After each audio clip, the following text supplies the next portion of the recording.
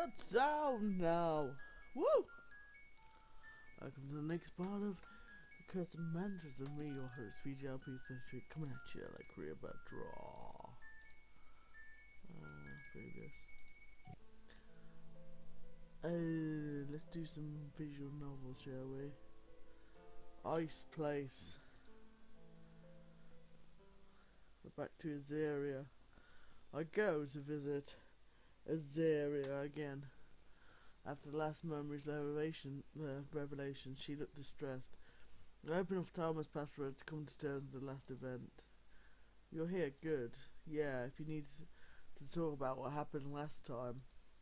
There's nothing to talk about. Everything is still so confusing, and at this point all we can do is make suppositions, which is a theory that hasn't been proved. Why waste time with that when we can learn more by going back into my memories again? I can't argue with that logic. Naturally. Just one more thing before we get started. How was it? How was what? Seeing your path south, you didn't say anything about it. Because there was nothing to say. In my past life, I looked exactly as I imagined myself to be. True. A snobby, arrogant woman, but also beautiful, elegant and gracious. There's also that subtle hint of humanity that I'm starting to appreciate more and more. We find ourselves in the throne room next. It is a vast hall, one that is mostly empty. A bright red carpet, a running theme for this castle it seems, is spread through the middle of the room, leading all the way to the single throne in the back. It is beautiful, ethereal. It is also hard to describe. However, I do know that it was made for Azaria. She deserves to sit on it and rule over her kingdom. There are no guards in the room, which is suspicious. No maids or messengers, nothing. Except for a trio in the back that I can't see until I get closer. There are two wooden doors on each side of the room, halfway covered with pink satin curtains with golden swirls. The ceiling is ornamented with an impressive golden lampshade in the middle. There are chains coming down from each one tied to a rose. Such a peculiar yet elegant Rome room would certainly fit someone like Azaria. Azaria, though, isn't sitting on the throne. She's to the left of it and is talking to two shadowy figures. Just like before, I can't make out who they are or what they are doing there. They must be her allies. I see, very well. Azaria has one of her hands on her hip. The other is thoughtfully tapping her chin. Her cold eyes are narrowed in thought, and she looks a bit different, a bit unusual. She was always cold, but the Azaria I'm looking at right now has an aura about her that makes the hair stand on my neck stand. And rebellions? Done and over with. There are a few survivors that made it out, but we'll get them. I wish it hadn't come to this. Alas, disobedient dogs must be put in their place. I warned them what would happen, and they ignored me. I must keep my word now, even if it pains me. Do you want us to go and look for them right now? You must do it as quickly as you can before they begin gathering people for a second riot. I think one of them was a kid, though. It matters not, it must be done. It's the only way for us to avoid civil war. Has Azaria always been so scary? Promise me that you will do it mercifully. The two men bow their heads in unison and mutter a yes, your highness, before grabbing their weapons and leaving. Once Azaria is alone in the room, she leans back against the side of the throne and runs one hand over her face, letting out a deep sigh. I must do everything I can to protect my kingdom. Suddenly ripples begin to appear in the vision. With a blink of an eye, the Azaria from my reality and I am brought back to our world. It is so sudden that it leaves me confused, and it takes a few moments to gather my wits. There is a headache beginning to form around my temples. What happened? There is no reply. I turn to Azaria, who is standing next to me. She looks shaken. Her eyes are wide in denial, and the bottom of her lip is lightly trembling. She has her arms wrapped around one another, and once she looks at me, she begins tearing up. Hug her. Balloon to a tight hug. Hey, it's okay. She hugs me back. If the situation had been different, I would have teased her about it because she usually doesn't show much affection, but I keep silent this one time. She burrows her head and the nape of my shoulder and wraps her arms around my back. A few moments later I hear hiccuping. I don't know what else to say or do without making the situation worse, so I let her cry as much as she wants. Azira is strong and she always seems so in control of her emotions. It is unsettling to see her break down like this, but I'm glad I'm here to help her. It doesn't take long for her to pull back from the hug and wipe her eyes with her forearm. She takes a deep, shuddering breath and tries to make herself look presentable. I can't believe I did those things. She looks down at her hands. I'm a monster, a murderer. I put one of my hands on her shoulder, causing her to look up at me. I tried to give her a reassuring smile, but it doesn't quite reach my eyes, and I can only hope that she won't notice that I also have mixed feelings about the situation. Regardless, I have to support her. Maybe you're forced to do them. Forced? Yeah, this memory might have been when it was already too late, so I trail off for a moment, thinking of my next words. You turned into a femme fatale, you know? Azura lets out a breathless chuckle, even though she isn't smiling. She lightly shakes her head. Femme fatale, you surely know how to compliment a woman. When it comes down to it, though, I don't know what to think. I never knew that Azira would be capable of such acts. It doesn't matter that she didn't do it herself. She still sent mercenaries out to follow and kill the rebels. I was shocked. One more to go, and then we need to do some more card battles. Following Ash. I return to Ash as he welcomes me into his home. Rather than wasting time with some small talk first, Ash and I head directly to work to make the most of our time. I chew my lip. I feel like we need some way to soften the blow of what might happen. Ash smiles at me gently and nods. I'm ready, dude, promise. I nod and the memory wraps around us. We're plunged into a scene years after the last one. Eliza is dressed in grey sweatpants and a basic white t-shirt. The white walls and white-clad doctors walking around it make it clear that she's in a rehab facility. Ash walks in and is almost immediately surrounded by people. He smiles politely, despite his eyes going to Eliza. People ask him for autographs. I'm so happy to see you. What are you doing here? I'm going to get clean so I can see you live. I'll be good, I promise. Can I just get one picture?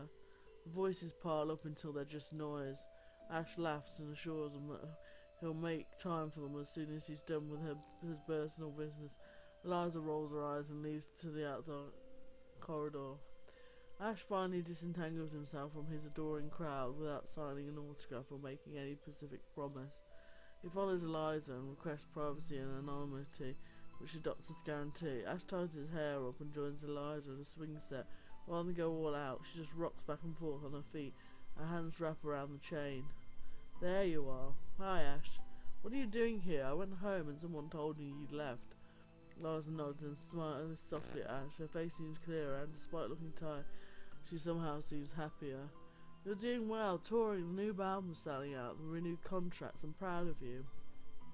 Ash doesn't smile.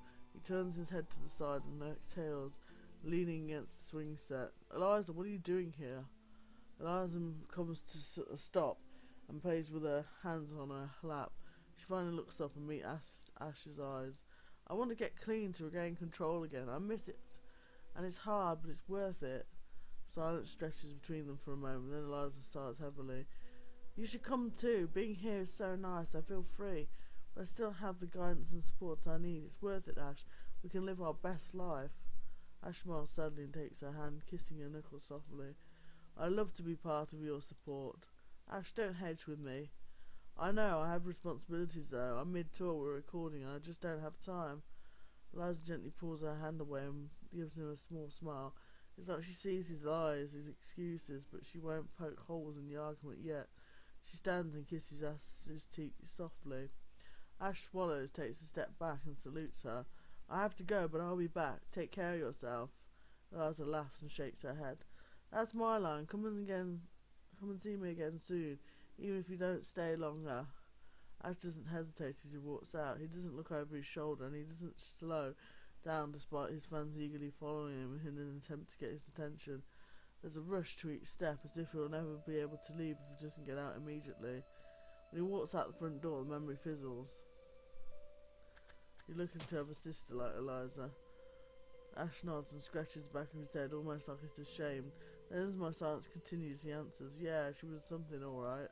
I really hope she makes it. She's working so hard to do better for herself. Ash nods again, and I see a slight smile on his face. His expression is something close to pride, but there's a twinge of sadness to it as well. I hope she makes it. He falls silent and shakes his head as if anything else isn't tolerable. He shrugs at me as if there's nothing to say. Eliza's amazing, we both know it. We both know that she outshines Ash in his memories. Before I head out the door, Ash catches my arm and squeezes my hand. Thank you for this. For what? Encouraging me to remember, even though if we see things differently. I'm glad you're here through this process. Thank you for helping me. We hug and I rub his back. Whatever you say, kid.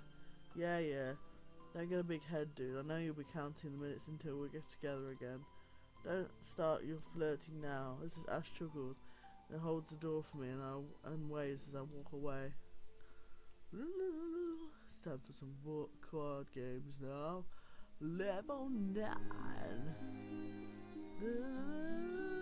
Safe here. Level 9.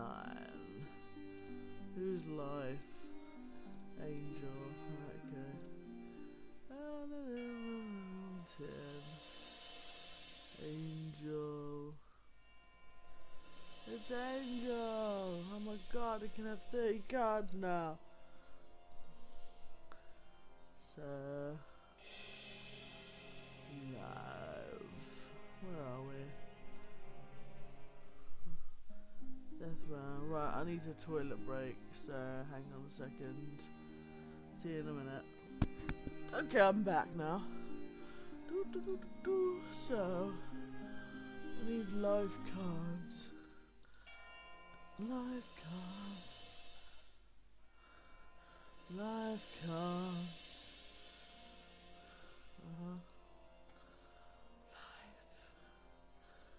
Life cards. Let's go. Life.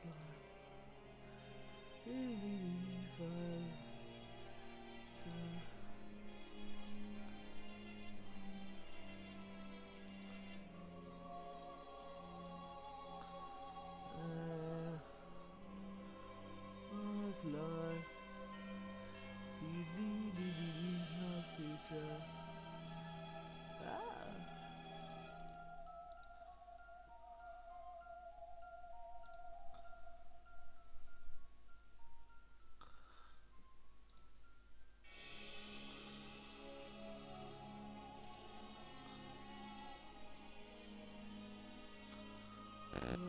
Life creature.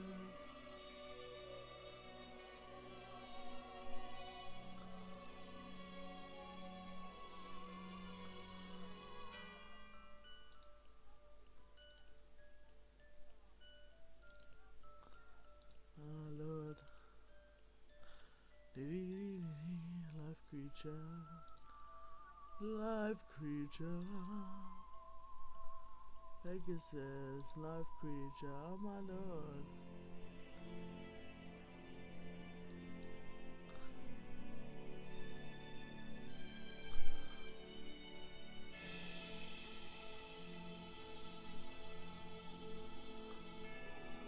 I don't remember what is it. Dragonline.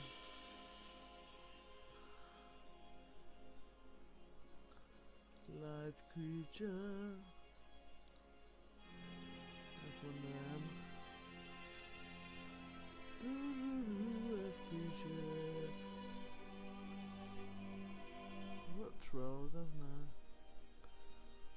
Trolls.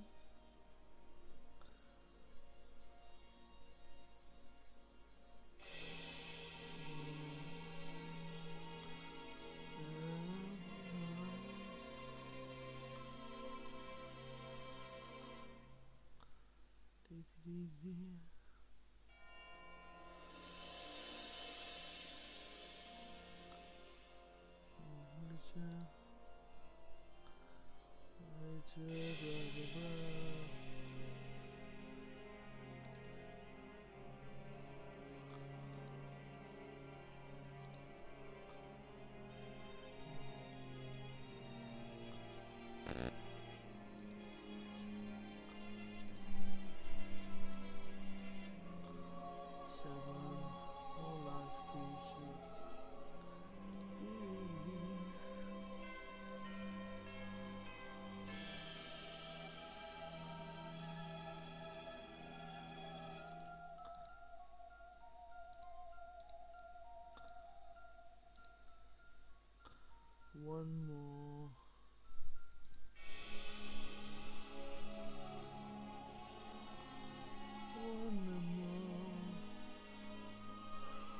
quite like the that'll do.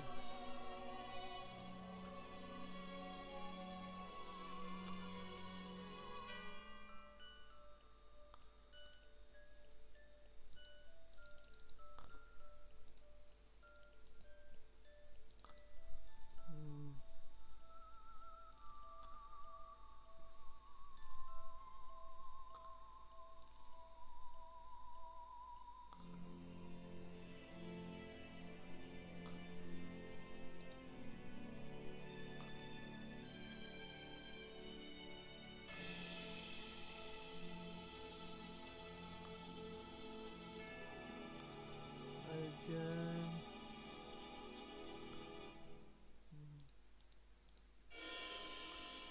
Yes, blah blah blah. So I'm taking my time here.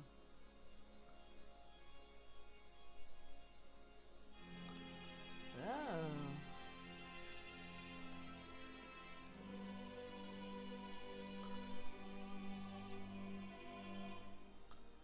So there's life. Life.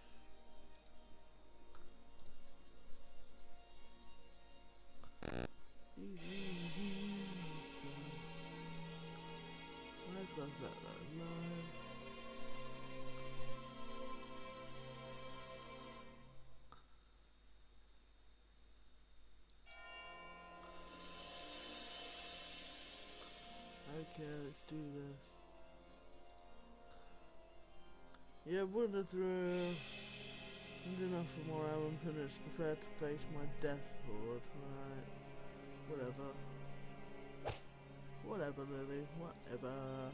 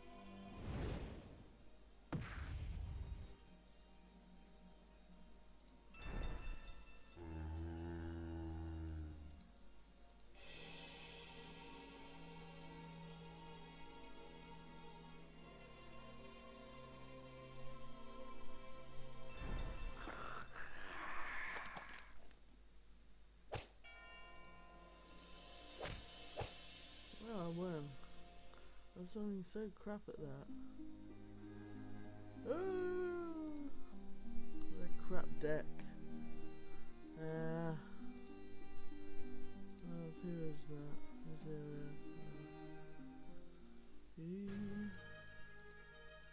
Sarah is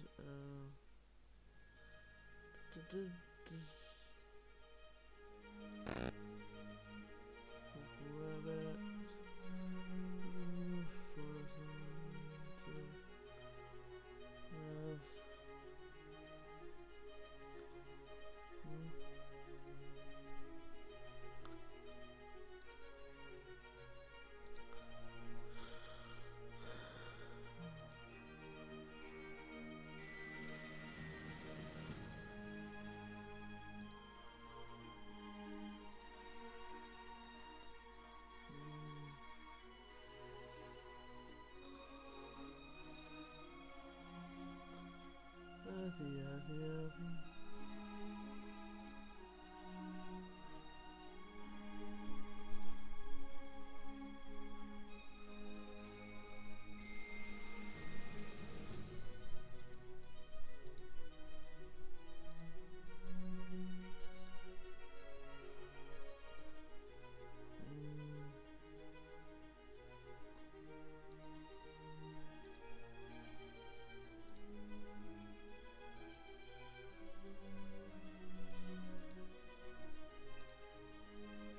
Okay, let's go.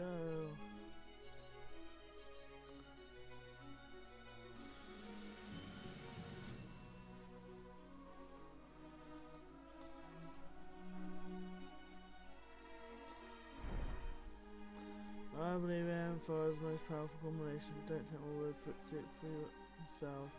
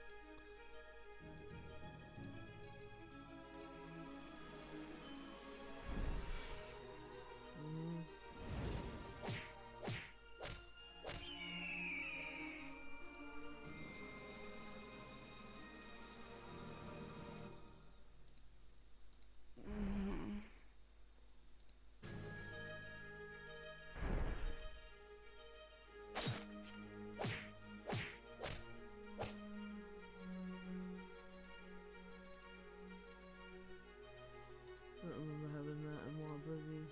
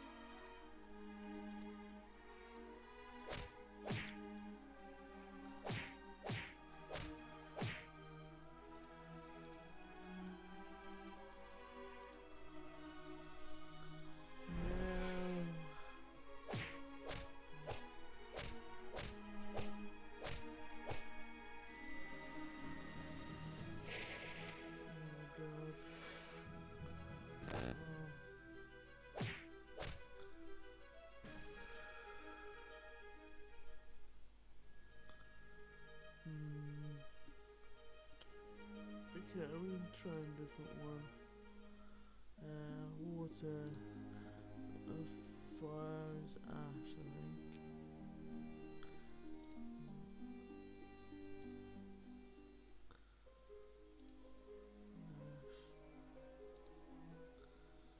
With ash.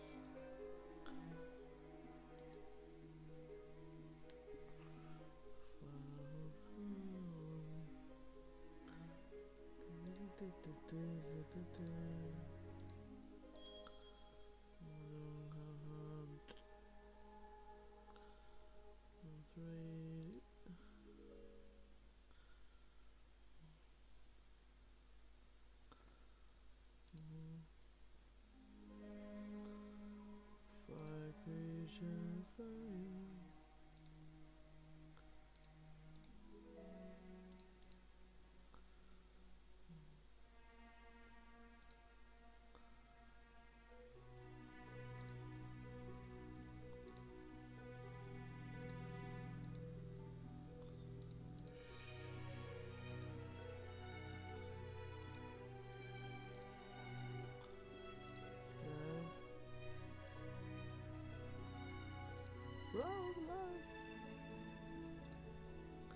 My mermaids will give you a warm welcome just for charming little creatures. I hate that mermaid card.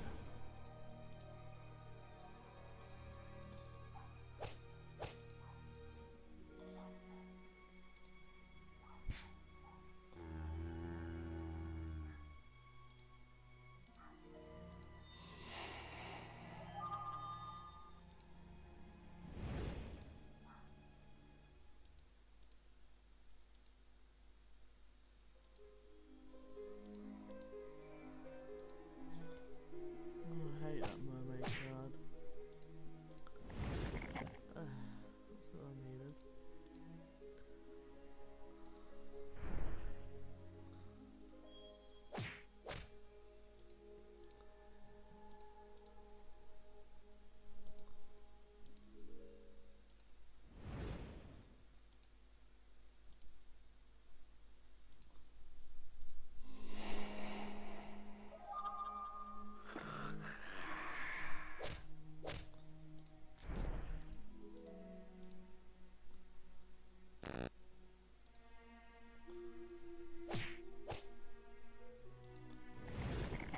That's it.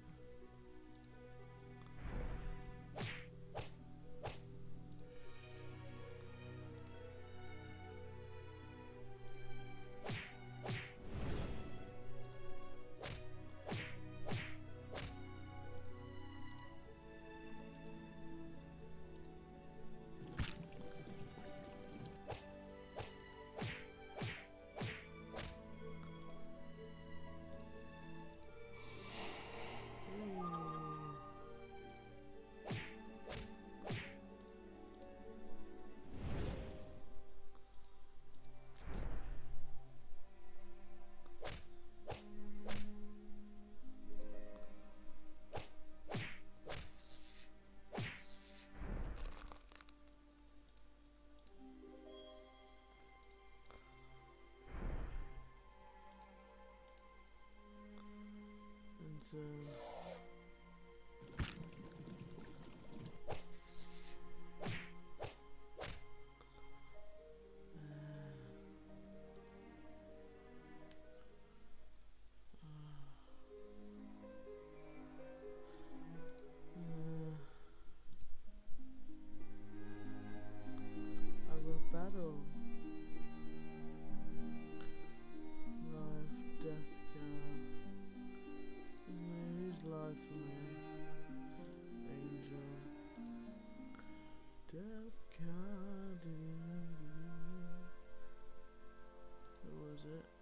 Angel. Angel. Death girl, angel. Angel and I.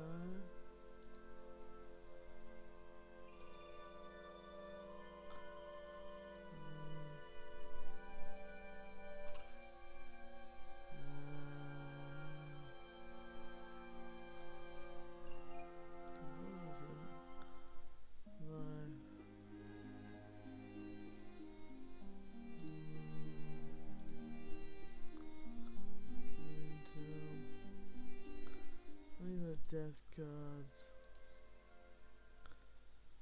Death cards. Me and Angel.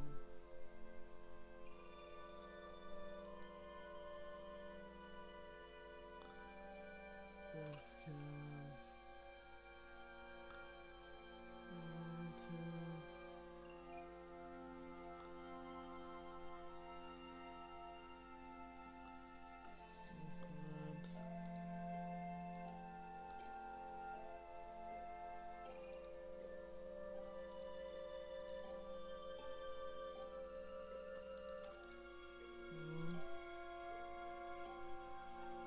Okay.